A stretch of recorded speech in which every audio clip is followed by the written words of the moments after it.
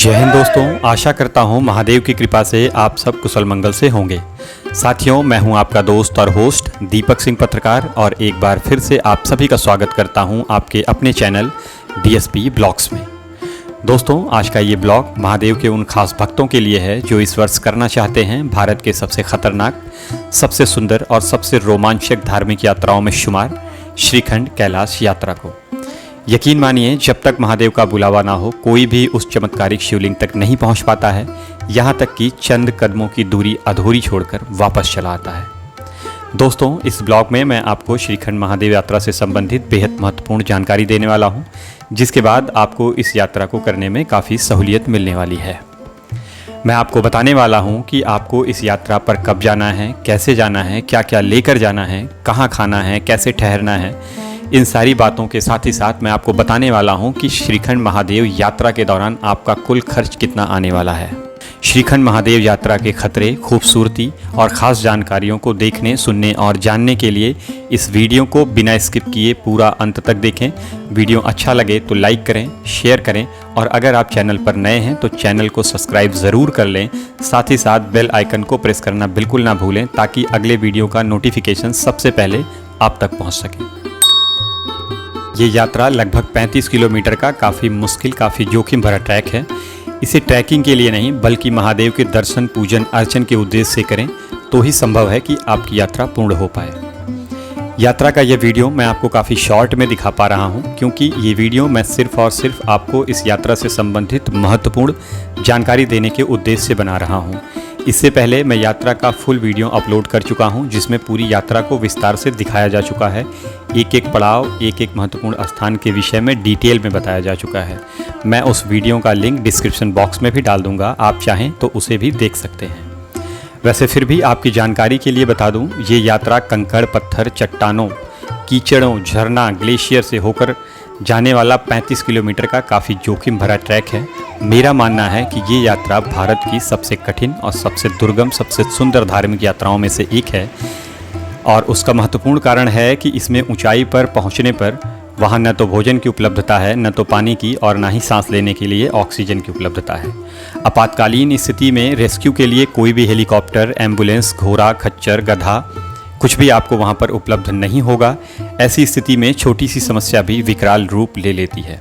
Rescue होगा भी तो सूचना के घंटों बाद या अगला दिन भी हो सकता है। रेस्क्यू होता भी है तो स्ट्रेचर पर पैदल। अब सोचने की बात यह है, जहाँ एक इंसान का अकेले इस रास्ते पर चल पाना बहुत ही मुश्किल भरा होता है, ऐसी स्थिति में 4 इंसान एक स्ट्रेचर पर यदि 5वें इंसान को लेकर पैदल रेस्क्यू करेंगे तो उसके लिए वो जोखिम कितना बड़ा होगा, समस्या कितनी बड़ी हो सकती है। इसलिए इस ट्रैक पर आएँ तो बहुत ही संभल कर, बहुत ही सतर्क होकर आएँ, ताकि आप कोई एक ऐसी गलती ना करें जिसकी वजह से आपकी यात्रा और आपकी ज़िंदगी दोनों खतरे में पड़ जाए।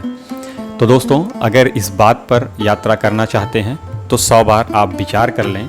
यात्रा बेहद खूबसूरत है और कहते हैं खूबसूरती जितनी अधिक होती है खतरा उतना ही अधिक होता है। इस ट्रैक पर आएँ तो दोस्तों के साथ आएँ, पूरी तैयारी के साथ आएँ और संभल संभल कर, फूंक फूंक कर एक एक कदम अपना आगे बढ़ाएं, क्योंकि आपकी एक छोटी सी गलती आपको बहुत भारी पड़ सकती है, या यूँ कहूँ कि आपकी एक छोटी सी गलती आपकी ज़िंदगी की आखिरी गलती साबित हो सकती है। विचार करें, महादेव पर विश्वास करें, तभी श्रीखंड महादेव आएँ। तो हर साल सावन महीने में लगभग 12 से 15 दिनों के लिए ये यात्रा आधिकारिक तौर पर खुलती है, जिसके दौरान आपको एनडीआरएफ की टीम भी मिलती है, डॉक्टर्स की भी टीम मिलती है, पुलिस की भी टीम मिलती है। साथ ही साथ आपको फ्री में लंगर और रहने की सुविधा मिलती है।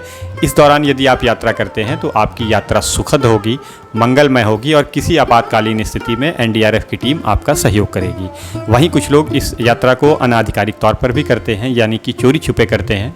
उस दौरान यात्रा रोमांचक तो होती है पर बहुत ही जोखिम भरी होती है और खर्च भी ज़्यादा होता है। तो मेरी सलाह आपको है कि आप जब भी इस यात्रा पर जाएं तो ये सुनिश्चित कर लें कि यात्रा आधिकारिक तौर पर चल रही हो। इस बार की यात्रा जुलाई महीने के 7 तारीख से लेकर 20 तारीख तक के बीच में होने वाली है, क्योंकि इस वक्त ठंड ज़्यादा होगी, वहाँ पर ग्लेशियर ज़्यादा होगा, इसलिए खतरा ज़्यादा होगा। अभी से तैयारियाँ कीजिए और खूब तैयारी के बाद ही श्रीखंड महादेव के दर्शन पर आइए। बात करते हैं इस यात्रा में आने के लिए आपके सबसे इम्पॉर्टेंट और पहले पायदान की, यानी कि आपके रजिस्ट्रेशन की, क्योंकि बिना रजिस्ट्रेशन के आप इस यात्रा में नहीं आ सकते हैं। अब रजिस्ट्रेशन की बात करें तो आपका रजिस्ट्रेशन दो तरीके से हो सकता है, एक ऑफलाइन और दूसरा ऑनलाइन।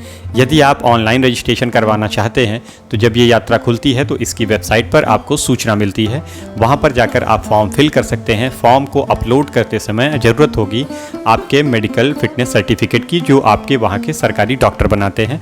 साथ ही साथ 200 रुपये का आपका रजिस्ट्रेशन शुल्क लगता है, वो आपको UPI करना पड़ेगा और इस तरह से आपका रजिस्ट्रेशन कंप्लीट हो जाता है।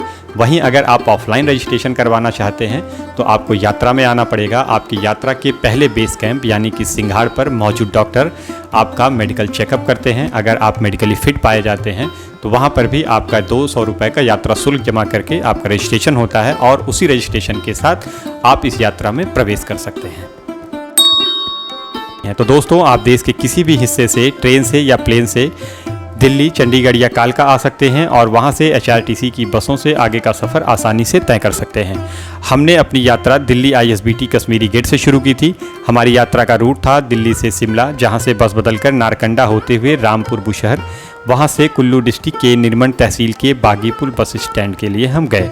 दिल्ली से बागीपुल की दूरी लगभग 525 किलोमीटर है और यहाँ की बसों से आपको लगभग 15 से 16 घंटे लगने वाले हैं। बस से इतनी लंबी यात्रा काफ़ी थका देने वाली होती है, पर इसके अलावा आपके पास दूसरा कोई विकल्प नहीं होता है। बागीपुल तक पहुंचने के बाद अब आपको अपनी यात्रा के अगले पड़ाव यानी कि जाओ गांव की तरफ जाना है। बागीपुल से जाओ गांव की दूरी लगभग 6 किलोमीटर है, जिसको तय करने के लिए आपको आमतौर पर यहाँ पर कोई ना कोई साधन उपलब्ध हो जाता है। जाओ से आपको पैदल यात्रा शुरू करनी है। अब अगर दूरी की बात करें श्रीखंड महादेव तक के लिए तो जाओ से सिंघाड़ 3 किलोमीटर, सिंघाड़ से थाचड़ू 12 किलोमीटर, थाचड़ू से काली टॉप 3 किलोमीटर, काली टॉप से भीमद्वारी 7 किलोमीटर, भीमद्वारी से पार्वती बाग लगभग 2.5 किलोमीटर, पार्वती बाग से नैन सरोवर 2 किलोमीटर और नैन सरोवर के बाद बेहद खड़ी चढ़ाई है श्रीखंड महादेव के लिए, जिसकी दूरी है लगभग 5 किलोमीटर। तो इस तरह से लगभग 35 किलोमीटर का टफ ट्रैक पार करके आप पहुंचते हैं श्रीखंड महादेव के चरणों में।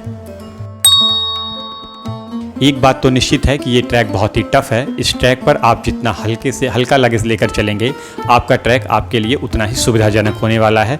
गोपाल दास नीरज की 2 पंक्तियाँ यहाँ पर बिल्कुल सटीक बैठती हैं कि जितना कम सामान रहेगा सफ़र उतना आसान रहेगा, जितनी भारी गठरी होगी उतना तू हैरान रहेगा। तो आपको अपने साथ बहुत ही हल्का पैकेट लेकर चलना है। आपको इस ट्रैक पर चलने के लिए एक अच्छी क्वालिटी का वाटरप्रूफ ट्रैकिंग शूज़ होना चाहिए, शरीर को गर्म करने के लिए कुछ कपड़े, एक अच्छी क्वालिटी का रेन कोट, 2 से 3 मीटर पन्नी जिससे आप अपने सामान को ढक सकें, चलने के लिए एक अच्छी छड़ी, तेज़ रोशनी वाली एक फ्लैश लाइट टॉर्च, एक पानी की बोतल, ग्लूकोज पाउडर, भुना चना, मूंगफली, ड्राई फ्रूट और ऑक्सीजन की कमी को दूर करने के लिए मीठी टॉफ़ी और कपूर आदि। ये चीज़ें आपके साथ होनी नितांत आवश्यक है, तभी आपकी यात्रा अच्छे से सफल होगी। तो अब बात करते हैं किसी भी यात्रा के लिए सबसे महत्वपूर्ण विषय की, यानी कि उस यात्रा पर होने वाला खर्च।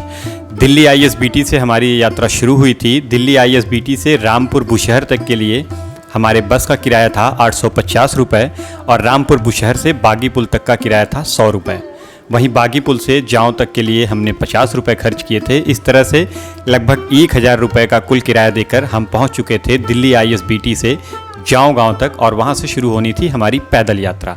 अब आगे खाने पीने के खर्च की बात करें तो अगर आप आधिकारिक यात्रा के दौरान आते हैं तो आपका खाने पीने का लगभग खर्च ना के बराबर है, क्योंकि जगह जगह पर आपको निःशुल्क लंगर की व्यवस्था मिलती है, निःशुल्क ठहरने के लिए टेंट की व्यवस्था मिलती है। कहीं अगर कुछ खर्च होता भी है तो वो नॉमिनल होता है। अगर आप चाहें तो प्राइवेट में भी यहाँ पर खर्चे कर सकते हैं। लगभग 500 से 600 रुपये पर डे पर हेड के हिसाब से आने वाला है, जिसमें आपके खाने पीने और रहने की व्यवस्था हो जाती है। लगभग 6 से 7 दिनों तक ये यात्रा चलती है, तो उस हिसाब से आप उसे भी उसमें ऐड ऑन कर सकते हैं। तो मैं कह सकता हूँ कि आप आराम से 4,500 से 5,000 के खर्च में दिल्ली ISBT से श्रीखंड की यात्रा करके खर्च करके वापस दिल्ली ISBT तक पहुँच सकते हैं। आशा करता हूँ कि आपको ये वीडियो और वीडियो में दी जाने वाली जानकारी पसंद आई होगी। वीडियो को लाइक करें, शेयर करें। अगर आप चैनल पर नए हों तो चैनल को सब्सक्राइब करना बिल्कुल ना भूलें। बेल आइकन को प्रेस कर लें ताकि अगला वीडियो जब भी आए तो उसका नोटिफिकेशन सबसे पहले आपको मिल पाए। मैं दीपक सिंह पत्रकार एक बार फिर से आपका आभार व्यक्त करता हूँ। वीडियो को यहाँ तक देखने के लिए बहुत बहुत धन्यवाद। जय श्रीखंड महादेव, जय हिंद।